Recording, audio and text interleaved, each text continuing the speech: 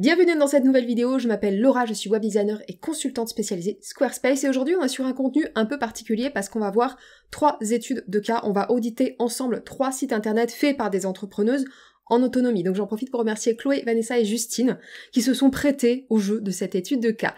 Donc si vous avez créé votre site en autonomie ou vous avez pour projet de le faire, eh ben, je vous invite à prendre le temps surtout de prendre des notes pendant cette vidéo parce qu'on va aborder énormément de sujets comme la navigation, la structure, l'harmonie visuelle, le SEO et bien sûr la stratégie derrière un site web.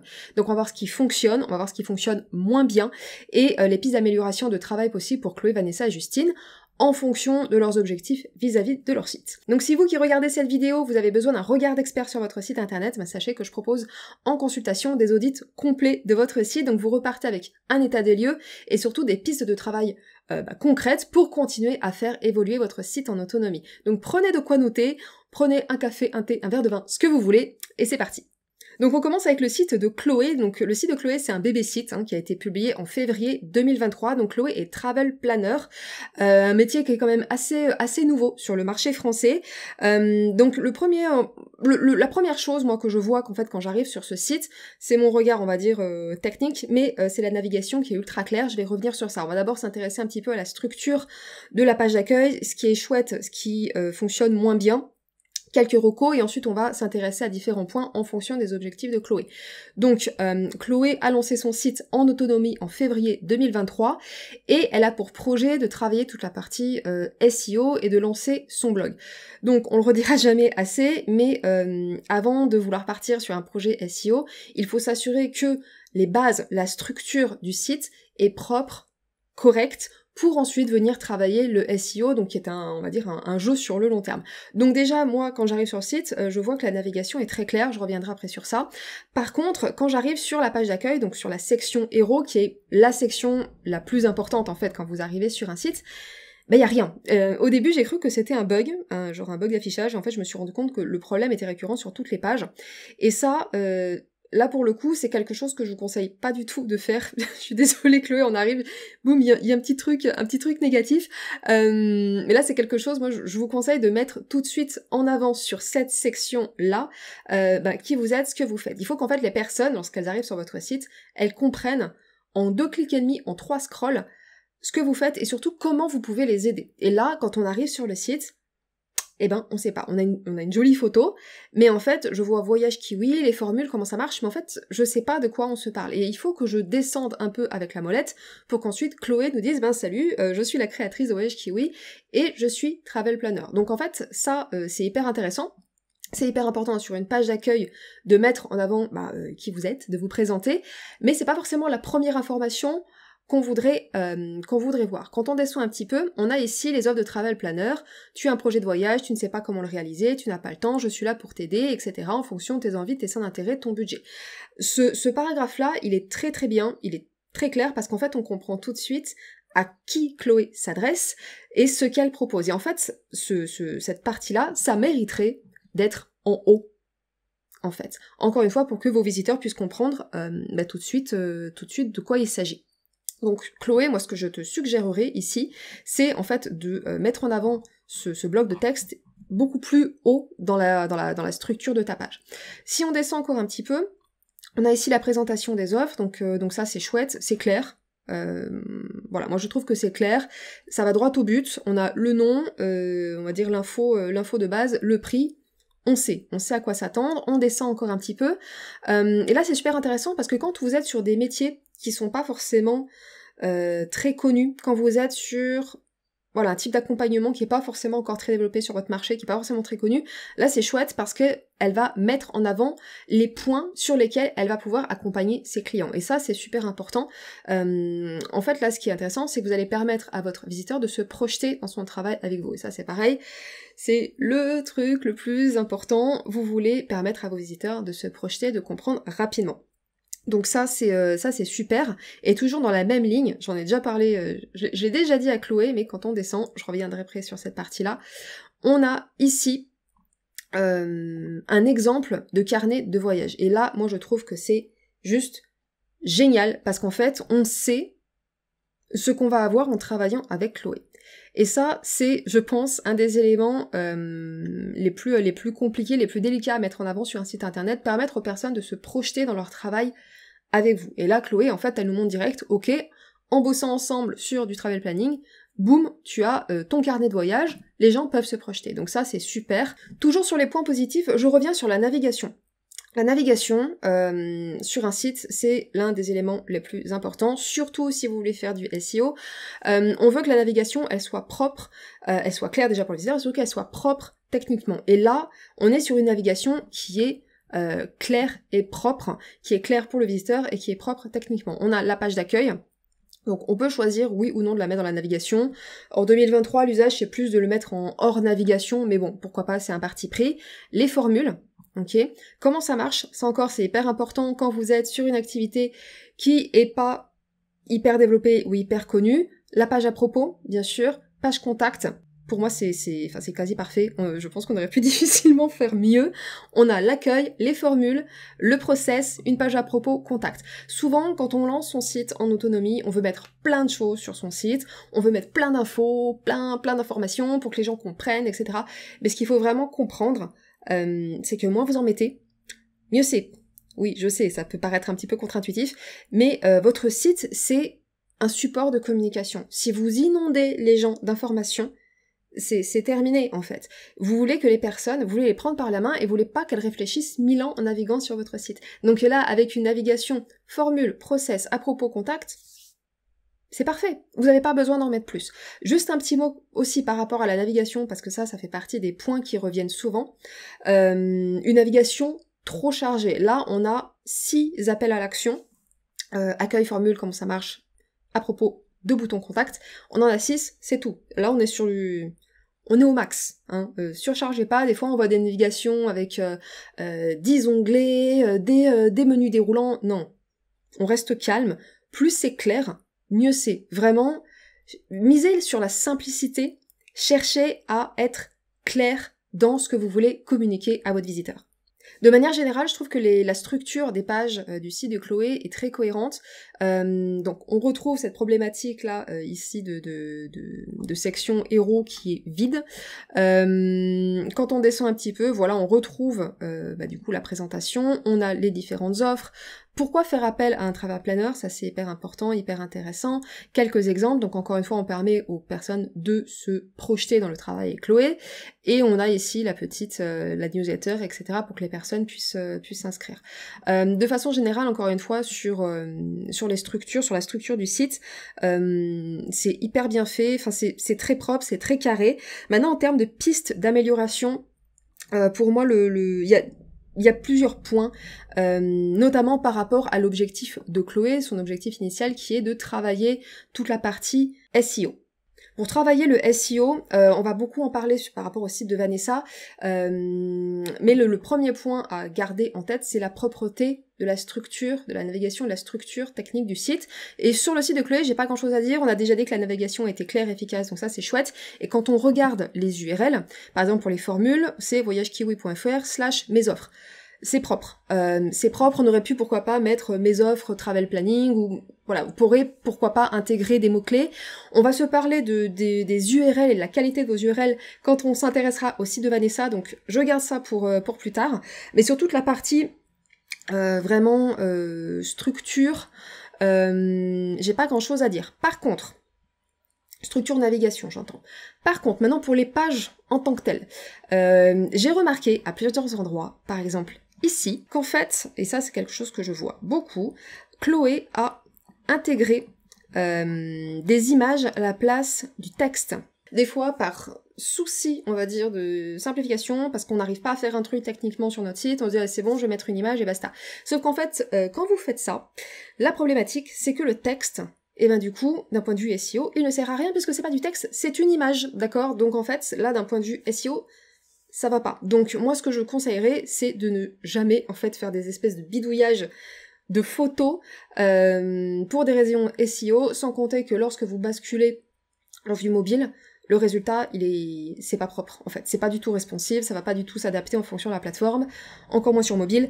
Donc ça, c'est interdit, entre guillemets. Là, Chloé, du coup, a meilleur compte de mettre d'un côté la photo, et de l'autre côté, un petit bloc de texte avec écrit « Hello, moi c'est Chloé », etc. Alors que là, j'arrive pas à le sélectionner, mais c'est parce que c'est une image, en fait, c'est pour ça. Et il y a un autre endroit du site. Ok, donc sur la partie « Mes formules », il y a aussi ici, c'est une photo, en fait, c'est pas du texte. Encore une fois, ça, je le vois très souvent, je vous en conjure, ne faites pas ça. Si vous avez du mal techniquement à faire ce que vous voulez faire, ben, allez au plus simple, en fait, mais vraiment... Intégrer du texte dans des images, c'est la solution de facilité, mais en fait, c'est vous tirer une balle dans le pied. Là, on voit bien que c'est une image. Quand vous basculez sur mobile, ça ressemble à rien. Donc vraiment, que ce soit pour la responsivité ou pour l'aspect SEO, ça c'est interdit, d'accord. Ça, c'était la première grande piste d'amélioration. Et la deuxième piste d'amélioration, je vais revenir sur l'accueil, c'est par rapport à la structure même des pages. Quand vous créez une page web, au-delà de la navigation, etc., la page, le contenu rédactionnel de la page, il y a une structure à respecter. Vous avez un titre principal de la page qu'on va appeler dans le jargon H1, donc balise titre 1, et ensuite vous allez avoir le titre 2, donc H2, ensuite titre 3 si besoin, H3, et ensuite, pourquoi pas H4 pour les titres 4, si vous avez vraiment beaucoup de sous-niveaux, et ensuite on a le texte qui est balisé P, d'accord. Et pour une page web, vous avez un seul H1. Ensuite, vous allez intégrer des H2, des H3 et du texte, etc. Et quand on regarde ici le site de Chloé, on voit du coup que cette partie, là j'ai ouvert l'outil de dev, et on voit quand on regarde qu'en fait cette partie, là mes offres de travel planning, c'est du H1, donc en fait c'est le titre 1. Sauf que quand je descends, ici, je me rends compte que le texte qui est en dessous, ce n'est ni du H2 ni du texte, c'est du H3. Donc en fait là on voit qu'on respecte pas la structure logique de la page, ça aurait dû être logiquement ici du texte, en fait, donc balisé P. P pour paragraphe 1 par exemple, si vous travaillez avec Squarespace. Oui, petite aparté, H1 dans Squarespace c'est titre 1, H2 titre 2, H3 titre 3, H4 titre 4, et P c'est paragraphe 1, éventuellement paragraphe 2. Squarespace on met 2, mais en fait, d'un point de vue code, c'est la même chose, c'est du P. Paragraphe. Ok, donc c'est pareil, là on descend, c'est du H3 aussi, donc toute cette partie-là aurait dû être du paragraphe simple. Et quand on descend, je vais prendre ici la micro, on voit que là c'est du H4. Si je suis la structure normale, il aurait fallu que tout en haut ici, là, j'ai un titre 1, d'accord. Ici, mes offres de travel planning, ça aurait été du titre 2, là ça aurait été du texte classique, et ici, la micro, la slow, l'explo, ça aurait dû être du titre 3. Et ensuite, quand on regarde ici d'ailleurs, on a bien, hop, c'est bien du texte, un bloc de texte en P, donc ça c'est ok. Ok, donc faites attention à ça, et Chloé, ben du coup, à plusieurs endroits sur son site, j'ai vu qu'il y avait le même problème. Donc ici, la grosse piste d'amélioration pour Chloé, qui veut travailler son SEO, c'est de faire très attention à respecter la structure de ses pages, donc en ayant un seul titre 1 pour chaque page, pas 2, ni 3, ni 24, un seul, et ensuite structurer titre 2, donc H2, H3 éventuellement, et ensuite du paragraphe. Moi je le vois beaucoup dans Squarespace, on voit beaucoup de personnes en fait qui vont pas du tout changer la taille de leur police, qui vont juste basculer entre H2, H3 en fonction de ce qu'ils veulent faire. Non, balisez correctement, et ensuite venez changer la taille de vos polices pour que ce soit cohérent et logique. Ok, et je le répète, un seul titre H1, un seul titre 1 par page web, c'est hyper important. Et là, les infos que je viens de vous donner par rapport à la structure des pages, ça vaut aussi, et surtout, sur les articles de blog. Ok, donc voilà, ça c'est pour moi la grosse piste d'amélioration, la grosse piste de travail pour Chloé dans cet audit. On continue avec le site de Vanessa, qui est un site super intéressant. J'ai plein de choses à dire sur le site de Vanessa. Alors Vanessa a fait son site au printemps 2021 en autonomie, et depuis, elle n'a pas fait de refonte en profondeur. À chaque fois qu'elle avait besoin de rajouter une information, en fait, elle a rajouté des pages, ce qui est un process, enfin, c'est ce que font beaucoup de gens, en fait. On va se dire, ok, j'ai besoin de rajouter une offre, j'ai besoin de rajouter un blog, et clac, on va empiler. Et donc aujourd'hui, on se retrouve avec un site un petit peu patchwork, où il y a beaucoup de choses, mais qui sont pas toujours organisées de façon très cohérente. Donc c'est ce qu'on va voir aujourd'hui, parce que l'objectif de Vanessa, c'est de justement améliorer son référencement, son SEO, etc. On voit qu'elle a un blog, Éclair ton bis, c'est un podcast, donc c'est pareil, il y a des choses à travailler là. Donc on va voir qu'est-ce que Vanessa peut faire pour justement assainir le tout et pouvoir commencer à travailler toute la partie référencement, SEO, etc. Alors juste un petit mot quand même avant d'attaquer parce que c'est important. On va juste regarder la page d'accueil, la structure de la page d'accueil. Moi j'aime beaucoup là ce que Vanessa nous a mis en premier. Salut, hello, je suis Vanessa, je suis mentor business et j'accompagne les entrepreneurs qui n'ont pas de temps à perdre pour créer une activité plaisir et rentable sans négliger leur vie de famille. Là, on comprend tout de suite ce que fait Vanessa, on comprend ce qu'elle fait, à qui elle s'adresse et comment elle le fait. Donc si je me dis ok c'est pour moi, je vais continuer à scroller, etc. Donc quand on descend sur le site de Vanessa, là on voit que la deuxième section, c'est un quiz. Donc là l'objectif c'est de récolter de la data, de l'adresse email, etc. Et si on devait comparer avec le site de Chloé, elle avait choisi de mettre son quiz, enfin son cadeau gratuit, c'était pas un quiz, son cadeau gratuit, son téléchargement, en bas de page. Et ça c'est une question qui revient tout le temps. À quel endroit de la page je dois mettre mon cadeau gratuit, si vous faites des cadeaux gratuits, pour faire de la récolte de données, etc. En fait, ça dépend vraiment de vos objectifs. Donc là, si l'objectif de Vanessa, c'est de faire de la récolte d'adresses email, c'est le top de l'avoir mis on va dire en deuxième section. On n'en a pas parlé avec Vanessa si ça faisait partie de ses objectifs ou quoi. Mais si c'est le cas, si c'est votre objectif à vous, mettez-le comme Vanessa en deuxième section, en haut de page. Et comme ça, c'est le deuxième truc qu'on voit en arrivant sur votre site, et ça va encourager les personnes à s'inscrire, etc. Ensuite, quand on descend, on a le contenu de Vanessa, les interviews, etc. Donc ça, c'est top. Ensuite, on a ses offres. En dessous, on a les témoignages. Et Vanessa, elle a fait quelque chose que je trouve très important et que je trouve super, c'est qu'elle a inondé son site de témoignages. Les témoignages, c'est vraiment le levier marketing le plus sous-estimé, le plus sous-coté sur votre site internet. Le témoignage de vos clients, les retours clients, ça a une puissance qui est juste ouf. Donc vous pouvez les mettre sur votre page d'accueil, vous pouvez les mettre sur les pages de vos programmes, de vos accompagnements, etc., de vos offres. Vous pouvez les mettre même sur votre page à propos. Vraiment, n'hésitez pas à inonder votre site de témoignages, et c'est ce qu'a fait Vanessa. Elle en a mis à plusieurs endroits de façon stratégique, et c'est top parce que, encore une fois, le témoignage, ça vient apporter la crédibilité, ça vient renforcer la confiance de vos visiteurs, ça vient appuyer sur différents points. Donc ça c'est super, donc vraiment ne vous privez pas. Mettez des témoignages sur votre site, voilà, c'est important. Et quand on descend, on a ensuite, rendez-vous sur Instagram et son pied de page. Alors, je vais rentrer direct dans le vif du sujet par rapport au site de Vanessa. Parce que, on se le rappelle, son objectif c'était de revoir le référencement pour travailler son SEO, etc. Et je rigole parce qu'il y avait une petite note qui m'a fait rire sur le questionnaire qu'elle m'avait laissé, elle avait mis « et il y a du boulot ». Alors effectivement, il y a beaucoup de choses à revoir, notamment sur, on va dire, les fondations. Vraiment, le point numéro 1, c'est tout ce qui est navigation. Alors on en a parlé par rapport au site de Chloé, on veut que la navigation elle soit claire, on veut que la navigation elle soit simple, et surtout on veut que la navigation soit propre techniquement. Donc si vous êtes dans le même cas que Vanessa, que vous avez fait un site depuis quelque temps, vous n'avez pas vraiment vous n'avez pas fait de refonte, vous voulez le faire évoluer, vous savez pas par quel bout le prendre, vous avez rajouté des pages au fur et à mesure, etc. Moi ce que je vous conseille de faire, étape numéro 1, c'est juste de faire déjà un état des lieux. Déjà sur vos offres, qu'est-ce que vous proposez, que ce soit côté payant, que ce soit côté gratuit, et quels sont les liens entre ces différentes offres, etc. Déjà, faites cet état des lieux. Donc aujourd'hui, si on prend le site de Vanessa, on passe la souris sur Travaillons ensemble, on a la pause déj, qui est un accompagnement sur 3 mois, donc qui est un peu un type coworking. On a ensuite les prestations et accompagnements, donc avec un accompagnement de groupe sur 3 mois et ensuite des séances de coaching one-on-one. On a en dessous tout ce qui est petite formation, replay, etc.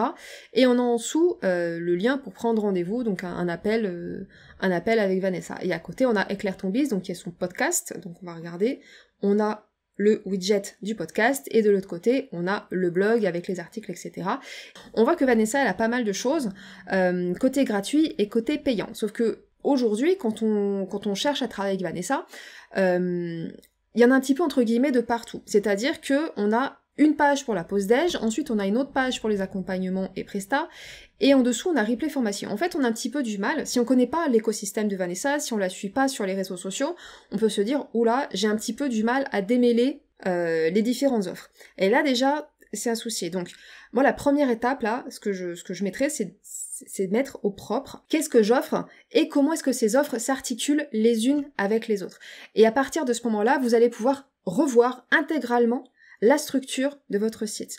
Donc, typiquement, il faudra après gratter avec Vanessa en fonction de ses objectifs, etc. Mais là, ce qui pourrait être intéressant, c'est d'avoir effectivement une page pour tout ce qui est petits produits, formation, petite formation, replay, etc.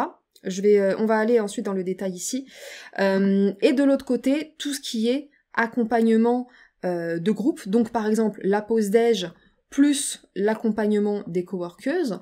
Et pourquoi pas un troisième espace pour l'accompagnement la lanterne, qui est l'accompagnement one-on-one. Là, comme ça, à chaud, sans avoir discuté plus avant avec Vanessa de ses objectifs sur le long terme, je le séparerai en 3 parties, l'accompagnement one-on-one, les accompagnements de groupe, et les petits produits, on va dire, digitaux, etc. Avec, du coup, soit une seule page qui renvoie vers différentes pages, pourquoi pas, ou on peut garder ce qu'elle a fait ici, un menu déroulant, pourquoi pas. Moi, le prendre rendez-vous, je le mettrai pas ici, soit je le mettrai sous forme de bouton dans la navigation, ça peut être intéressant, ou en fait je le mettrai direct sur les pages concernées, concrètement, parce que là c'est pareil, ça porte un peu à confusion, enfin, voilà, je pense que ici le prendre rendez-vous, il est pas à sa bonne place. Donc c'est pareil, ce sera creusé en fonction de Vanessa, de ses objectifs. Autre chose par rapport au premier point lié à la navigation, etc. Vous allez voir tout de suite de quoi je parle. Quand on va dans replay et formation, donc en fait ce sont des petits produits, on va dire, que Vanessa propose un peu en one shot. On va prendre par exemple celui-ci, définir son client idéal. Je veux définir mon client idéal, et là je suis renvoyée vers une page Notion. La page Notion, alors, il faut qu'on en parle.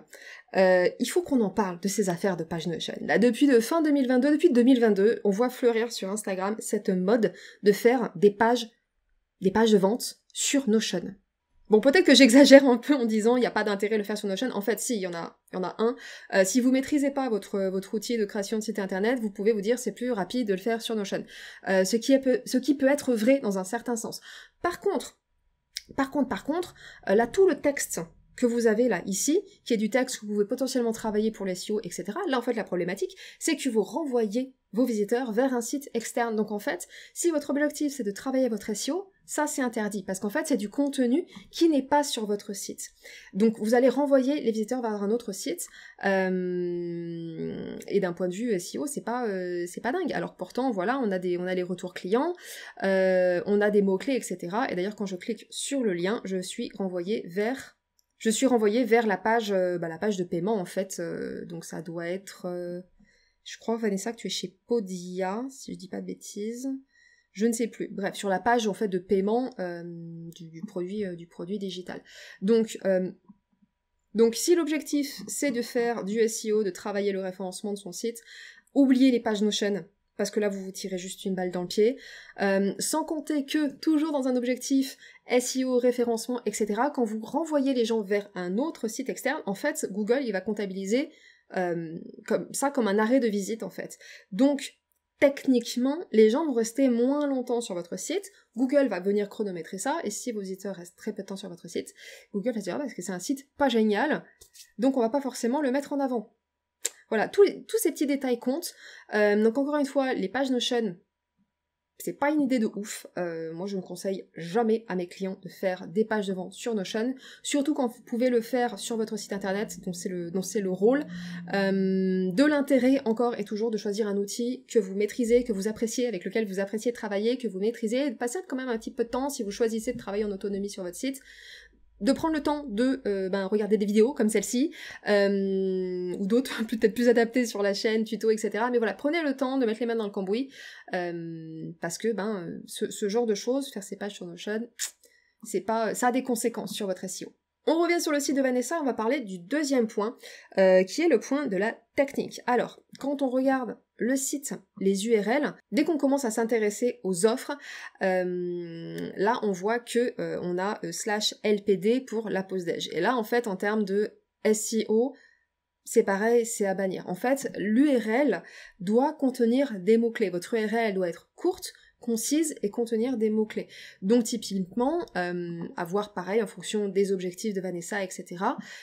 Si l'objectif c'est de créer une espèce de coworking digital, etc., ça pourrait être intéressant de mettre en mots-clés pause-déj, coworking, digital, à voir, encore une fois, en fonction des objectifs, etc. Mais ça, c'est un point super important. C'est pareil pour prestation et accompagnement, juste prestation, c'est trop court. C'est important de mettre prestation, service, ce genre de mots-clés pour que Google comprenne que vous proposez de la prestation, que c'est votre page de Presta, mais c'est pas suffisant. C'est pas suffisant et en plus ça vient du coup cannibaliser vos autres pages de prestation comme la pause déj ou encore tout ce qui est replay formation. Typiquement replay formation, là dans l'URL on comprend pas en fait que ce sont des produits digitaux. Ok, donc c'est pareil, sur les URL, il y a un vrai travail à faire. Là, typiquement, Éclaire ton biz, c'est pareil, on a /ETB, on n'a pas le mot podcast qui apparaît. Et ça, c'est vraiment dommage, parce que du coup, on va pas venir travailler le SEO de cette page podcast. Je reviendrai après, d'ailleurs, sur la partie, rédactionnelle et les pistes d'amélioration par rapport au podcast. Mais là, typiquement... Là, sur l'URL, il y a quelque chose à travailler. Pareil, sur recommandation, on pourrait, pourquoi pas, recommandation, outils digitaux, recommandation, outils business, encore une fois, à voir en fonction des mots-clés qui performent. C'est toujours pareil, hein. Là je vous donne des idées comme ça, à chaud, mais en fait, il faut aller gratter, aller chercher, faire des recherches de mots-clés, etc., et voir qu'est-ce qui fonctionne pas, et voir quel mot-clé choisir pour ces URL. La caméra arrête pas de sauter, c'est un peu pénible, oui, il y a ma tête qui arrive, qui revient. Toujours dans ce point lié à la technique, etc., j'ai fait une vidéo, je vous mettrai le lien quelque part, par rapport au maillage interne sur votre site. Alors le maillage interne, c'est l'art et la manière de créer des liens entre vos pages, ok? C'est pareil, ça c'est quelque chose qui va servir fortement votre SEO, de créer des ponts, en fait, tout simplement, entre vos pages. Et là, le souci, quand on regarde le site de Vanessa, c'est qu'en fait, le site, il est construit en silo. En silo, même, en bon français, et pas en silo.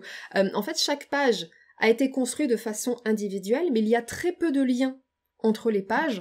Il y en a, bon, par rapport à la page d'accueil, bon, ça c'est plutôt logique, mais finalement, quand on regarde de près chaque page, les pages accompagnement, le podcast, bon, il y en a pas du tout, comme ça c'est fait, et même les articles de blog, il y a très très peu de liens, en fait, faits entre les différents articles, entre les différentes pages, etc.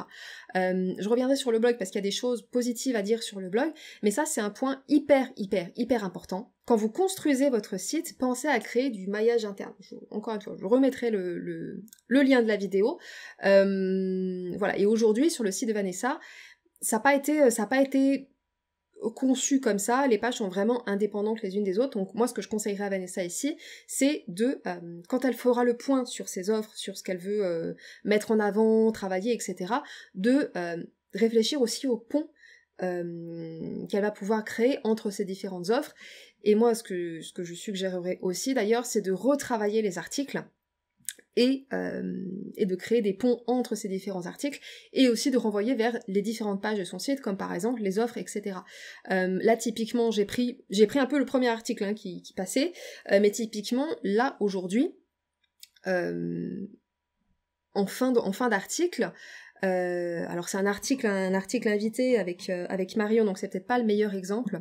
Ok, j'ai choisi un autre article, comment avoir des résultats avec un freebie, et quand on glisse, à la fin, on a, ok, l'appel à l'action, c'est retrouver Vanessa sur Instagram, télécharger le workbook, donc on a un appel à l'action, et ici, s'inscrire sur la liste d'attente. Donc déjà, on a 3 appels à l'action, c'est peut-être un peu beaucoup pour un seul article, mais surtout, là, moi, ce qui me dérange profondément, c'est qu'en fait, ce sont des liens vers du contenu externe. Instagram, ok, le workbook, on est renvoyé vers la page de capture du logiciel, hop, et ici, inscris-toi à la liste d'attente, c'est pareil, on est vers une page, bon, et ben en plus il y a un petit souci là, ok, donc c'est pareil, on était renvoyé vers une page de capture. Et du coup, quand je regarde l'article en tant que tel, il n'y a pas de lien vers un autre article de blog, vers une offre, etc. Et c'est dommage, voilà, c'est dommage. Et ça fait vraiment partie des choses, des points à travailler. Créer des ponts, créer du maillage interne entre les différentes pages de votre site. Donc pour reprendre dans les grandes lignes, le point 1 déjà, faire un état des lieux des offres, ok, qu'est-ce que vous proposez, comment vous le proposez, à qui vous le proposez, qu'est-ce que je vais mettre en avant, ok, d'un point de vue stratégique. Deuxième étape, ça va être de faire attention du coup quand vous allez retravailler vos pages à la structure, donc qualité de vos URL. On a parlé de la structure des pages aussi par rapport au site de Chloé, très important. Et le troisième point, faire attention du coup à avoir du maillage interne entre les différentes pages de votre site. Et déjà si vous faites ça sur votre site, vous ferez plus que 80% des gens, et c'est hyper important. Donc là pour moi on est vraiment dans le cadre du site qui a besoin d'une refonte en profondeur, voilà, en suivant ces différentes étapes. On est vraiment sur le cas typique du site qui a évolué en millefeuille, c'est-à-dire qu'on avait de base une structure qui faisait sens, qui avait du sens en bon français à l'époque, et on a rajouté au fur et à mesure, et aujourd'hui, ça se casse un petit peu la figure parce que forcément l'activité a évolué, les offres ont évolué, etc. Mais en fait, on n'a pas revu l'ensemble de façon cohérente. Donc là, pour moi, on est vraiment sur un site qui a besoin d'être revu dans sa globalité, dans son intégralité, et surtout de façon stratégique, parce qu'il y a beaucoup de choses à travailler. Si l'objectif c'est de travailler le SEO, il faut tout reprendre à zéro. Si on se dit ok, on veut pousser tout ce qui est capture d'email, etc., il y a aussi beaucoup de choses à faire, notamment via la partie blog, podcast, et puis il y a énormément de choses aussi à travailler sur la mise en valeur des offres qui sont aujourd'hui un petit peu éparpillées, pour qu'on ait justement une vision d'ensemble de ce que propose Vanessa, comment est-ce qu'elle le propose, et pour que les personnes puissent finalement comprendre plus rapidement ce que fait Vanessa, et surtout qu'on puisse choisir aussi plus rapidement la façon dont on veut travailler avec Vanessa. J'ai l'impression d'avoir dit déjà beaucoup de choses, donc je m'étais noté encore beaucoup de points. Donc Vanessa, si tu veux qu'on en discute plus avant, on pourra, je me suis noté pas mal de choses, mais là pour cette vidéo, on va s'arrêter là, parce que sinon cette vidéo va faire 2h30, parce qu'on a encore derrière le site de Justine. Alors Justine, elle part avec une longueur d'avance, parce que Justine est graphiste. Ah, donc Justine, forcément, elle a un œil, elle a un regard pour justement le beau, on va dire, le sens esthétique de la chose.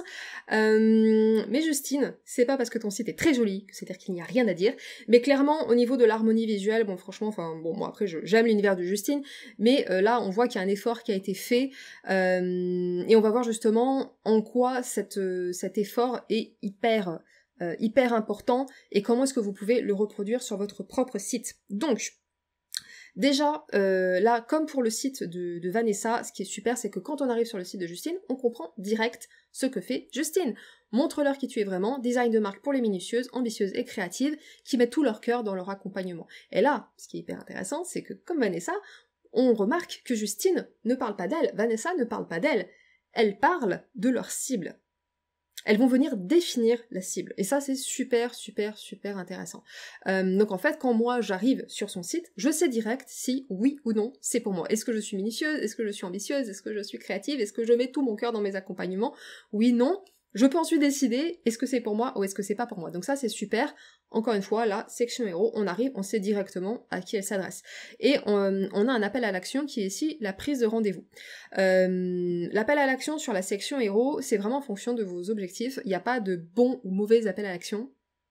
C'est vraiment en fonction de ce que vous voulez faire, de ce que vous voulez mettre en avant, etc.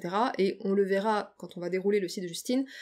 Tout son site, en fait, il est pensé pour la conversion vers l'appel rendez-vous, découverte, etc. Donc en fait, là, mettre un appel à l'action vers un rendez-vous, c'est parfaitement logique, et c'est très bien. Quand on descend, moi ce que j'aime beaucoup sur le site de Justine, c'est qu'il y a vraiment eu un travail fait sur la concision du texte. C'est vraiment un des points négatifs que je constate le plus. Trop de texte, trop de contenu, on noie les gens sur l'information. Là, on a quelques lignes, je vous laisse prendre le temps de lire ce qui a été rédigé, ce qu'elle a rédigé, c'est concis, en fait. Et encore une fois, on sait directement si c'est pour nous ou pas. Et là, ce qui est intéressant, quand vous parlez de vos offres, alors, Justine est designer de marque, graphiste, etc., donc vous pensez, ok, c'est, entre guillemets, c'est simple, elle vend une identité visuelle. Oui, mais là, vendre une identité visuelle, c'est en mode liste de courses. Là, ce qui se passe, c'est qu'il va nous expliquer quels sont les bénéfices de l'offre. Et ça, c'est pareil, je pense que c'est un des points les plus difficiles dans la rédaction d'un site web, d'un support quelconque, c'est parler des bénéfices de votre offre, et pas en fait juste du contenu. Ok, Justine te dit pas, oui, alors du coup, t'auras une identité visuelle, t'auras un template, t'auras un ceci, t'auras cela, t'auras un logo, t'auras machin. Non, elle va t'expliquer pourquoi est-ce que c'est important de travailler son identité visuelle. Et c'est super important, et c'est super intéressant, et je trouve qu'elle le fait très très bien. Donc ça, c'est un très bon point, et c'est quelque chose dont je pense 90% des gens sur le web devraient s'inspirer, moi y compris, parce que c'est quelque chose qui est pas facile à faire, et qui est super important, et qui va vraiment faire que vous allez vous distinguer, en fait, tout simplement, de vos collègues, de vos concurrents sur le web. On continue de descendre, et là c'est pareil, on est toujours dans la clarté, on n'a pas 40 options, on a 2 offres chez Justine, offre 1, offre 2, offre 1, t'es en début d'activité, offre 2, t'es déjà expérimenté. Il n'y a pas 40 options, donc là je lis ça, je sais où aller, je sais où cliquer. En termes de navigation, c'est clair. Et ça, c'est vraiment un très très gros point positif. C'est clair, c'est fluide, je sais où je dois cliquer. Voilà, il n'y a pas 40 options, et ça, c'est, encore une fois, quelque chose dont on veut s'inspirer à fond. Donc après, aujourd'hui, enfin, l'objectif de Justine, oui d'ailleurs je l'ai pas dit en introduction, mais Justine en fait a fait son site en 2017, et a fait une refonte l'année passée, il y a à peu près, du coup, 1 an. Donc moi j'ai vu en plus l'ancienne version, j'ai vu la nouvelle version, donc j'ai vu l'évolution entre les deux, et là aujourd'hui l'objectif de Justine c'est de mettre justement en avant son travail, avec du coup le portfolio, etc. C'est vrai que là aujourd'hui, je l'ai dit tout à l'heure, mais l'accent est vraiment mis sur la prise de rendez-vous, la présentation de ses offres. Voilà, elle va parler ensuite du process, donc toujours appel à l'action, réserve ton rendez-vous, elle se présente, donc un renvoi vers la page à propos, ensuite à nouveau appel à l'action, prise de rendez-vous, et ensuite seulement elle met en avant le travail avec ses clientes. Et ensuite on a répond au quiz pour faire la capture de data. Donc là, si l'objectif c'est de mettre en avant le portfolio, mettre en valeur le travail avec ses clientes, etc. Moi, ce que je conseillerais à Justine, en fait, c'est de mettre beaucoup plus avant le portfolio. Ok, donc typiquement, pourquoi pas entre cette section-là, prête à te démarquer avec une image de marque, et celle-ci, tu veux qu'on travaille ensemble, rien de plus simple. Moi, je remonterai la partie portfolio là. Ok, donc c'est ce qu'on a vu ici, hein, avec le travail fait avec Gwendoline. Et ici, je rajouterai tout simplement, de la même manière, pour conserver justement ce minimalisme, cette simplicité dans la navigation, etc., juste un bouton, renvoyer vers le portfolio. Tout simplement. Là, pour le coup, il n'y a pas énormément de choses à faire par rapport à l'objectif de Justine. On est juste sur la création d'une page supplémentaire dédiée au portfolio, et remonter cette section un peu plus avant. Parce que quand on regarde le site sur le bureau, en fait, ce qui manque, à mon sens, c'est un petit bouton de menu avance rapide. Ok, là en fait, je suis obligée de scroller. Alors sur le bureau, ça fonctionne, mais c'est vrai, enfin, ça fonctionne parce que la page est courte. Hein, mais si on avait une page un peu plus longue, ce serait un peu relou, on va se dire les choses. Je pense que ça mériterait un petit bouton quand même de menu, sachant qu'en plus, quand on regarde le site sur mobile, on a le bouton. Donc en fait, ce serait cool de l'avoir aussi sur bureau pour pouvoir naviguer plus rapidement, tout en gardant, voilà, pourquoi pas l'appel à l'action prendre rendez-vous, mais avoir un bouton, un menu qui nous permette de scroller plus rapidement d'une section à une autre. Et du coup, sur cette page portfolio, on pourrait venir mettre en avant ici Gwendoline, le profil de Gwendoline. Sur les portfolios, on en a parlé quand on a parlé du site de Chloé, mais vraiment, l'objectif, c'est de permettre aux personnes de se projeter dans leur travail avec vous. Donc, si vous êtes sur un métier on va dire très très visuel, donc par exemple comme Justine ou comme moi, ou même que vous soyez par exemple mentor, coach business comme Vanessa, vous allez mettre en avant vos témoignages. Encore une fois, les témoignages c'est vraiment le truc, enfin un des éléments les plus importants, c'est d'ailleurs ce qu'a fait ici Justine, elle a mis le retour de Gwendoline. Donc sur votre portfolio, vous allez mettre le retour de la personne, vous allez présenter visuellement le travail que vous avez fait, pourquoi pas, encore une fois ça dépend, le retour de la personne, très important, et quand vous allez demander le retour de vos clients, etc., des personnes avec qui vous avez travaillé, ce que je vous conseille, c'est d'orienter un petit peu le retour de la personne en demandant à la personne d'expliquer en quoi votre accompagnement, votre offre, votre produit a apporté un changement. Donc ça c'est particulièrement vrai si vous êtes sur de la prestation de service, mais aussi si vous faites du produit. Qu'est-ce que l'acquisition de ce produit a apporté dans son quotidien? En quoi ça a changé son mode de consommation, ses habitudes?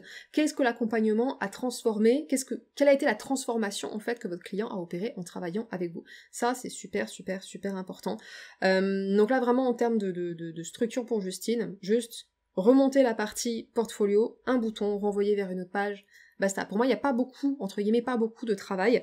Donc en élément positif à retenir, on a une navigation qui est très simple, il y a un vrai travail de concision qui a été fait sur les offres aussi. Si je vais ouvrir par exemple, il y a un vrai travail de concision qui a été fait aussi sur les offres. Donc par exemple, si je vais sur Voilà Éclosion, donc l'offre, une de ces offres, c'est pareil, on a, ok, une explication rapide et efficace, le process de création, ok, le process, et ensuite planifier le rendez-vous découverte, et ensuite le retour de sa cliente, avec la mise en avant d'une de ses réalisations.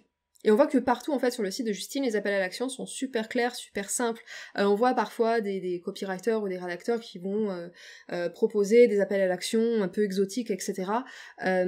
C'est cool, hein, en soi, sur le papier, c'est cool, mais des fois, ça manque de clarté. En fait, moi, je sais pas ce qui va se passer quand je clique sur le bouton, d'accord? Et ça m'est déjà arrivé de me retrouver sur un site, je cherchais simplement à contacter la personne, et en fait, j'ai dû fouiller pendant 1000 ans, jusqu'à ce que je comprenne qu'en fait, le bouton était sous mes yeux, sauf qu'en fait, ça avait été formulé d'une telle façon, c'était pas du tout clair que c'était un bouton contact. Donc, faites attention au ton que vous employez, se différencier c'est bien, être impactant c'est bien, par contre, si vous partez trop loin, en fait, on vous suit pas.